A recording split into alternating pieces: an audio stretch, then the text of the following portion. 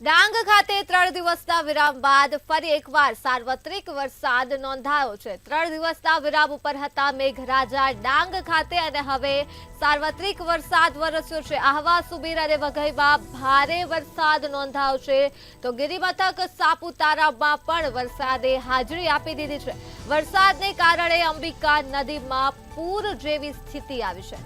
લો લેવલના બ્રિજ ઉપર વરસાદી પાણી ફરી વળ્યા છે અને વિગતો ડાંગથી વરસાદને લઈને મળી રહી છે। ડાંગની ઓળખ એવા ગીરાધોધ રૌદ્ર સ્વરૂપમાં દેખાઈ રહ્યો છે તો લો લેવલના બ્રિજ ઉપર પણ વરસાદી પાણી ફરી વળ્યા છે। ડાંગ ખાતે મેઘરાજા 3 દિવસના વિરામ ઉપર હતા અને હવે 3 દિવસના વિરામ બાદ ફરી એકવાર ડાંગમાં સાર્વત્રિક વરસાદ વરસી રહ્યો છે।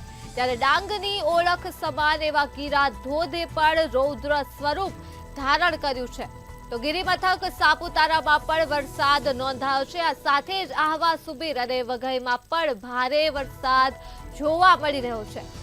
વિગતો ડાંગ ખાતેથી મળી રહી છે જ્યાં 3 દિવસના વિરામ બાદ સાર્વત્રિક વરસાદ વરસી રહ્યો છે તો આ સાથે જ વરસાદના કારણે અંબિકા નદીમાં પણ પૂર જેવી સ્થિતિ સર્જાઈ છે અને લો લેવલના બ્રિજ ઉપર પણ પાણી ફરી વળ્યા છે। ડાંગ ખાતે મેઘરાજા 3 દિવસ બાદ ફરી એકવાર આગમન કરી દીધું છે અને વરસાદના કારણે અંબિકા નદીમાં પણ પૂર જેવી સ્થિતિ જોવા મળી રહી છે તો ડાંગની ઓળખ સમાન એવા ગીરાધોધે પોતાનું રૌદ્ર સ્વરૂપ ધારણ કર્યું છે અને આ સાથે જ ગિરિમથક સાપુતારામાં પણ વરસાદ જોવા મળી રહ્યો છે। દ્રશ્યો સામે આવી રહ્યા છે ડાંગ ખાતેથી આ નયનરમ્ય દ્રશ્યો જોવા મળ્યા છે 3 દિવસના વિરામ બાદ જ્યારે મેઘરાજાએ આગમન કર્યું છે ત્યારે તો આહવા, સુબીર અને વઘઈમાં પણ ભારે વરસાદ નોંધાયો છે। આ સાથે જ ગિરિમથક સાપુતારામાં પણ વરસાદ વરસી રહ્યો છે તો વરસાદના કારણે અંબિકા નદીમાં પૂર જેવી સ્થિતિ સર્જાઈ ચૂકી છે અને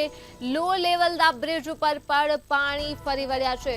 વરસાદની વિગતો આ ડાંગ ખાતેથી મળી રહી છે। ડાંગ જિલ્લામાં 3 દિવસના વિરામ બાદ સાર્વત્રિક વરસાદ વરસ્યો છે તો સાથે જ ડાંગની ઓળખ સમાન એવા ગીરાધોધે પોતાનું રૌદ્ર સ્વરૂપ ધારણ કર્યું છે।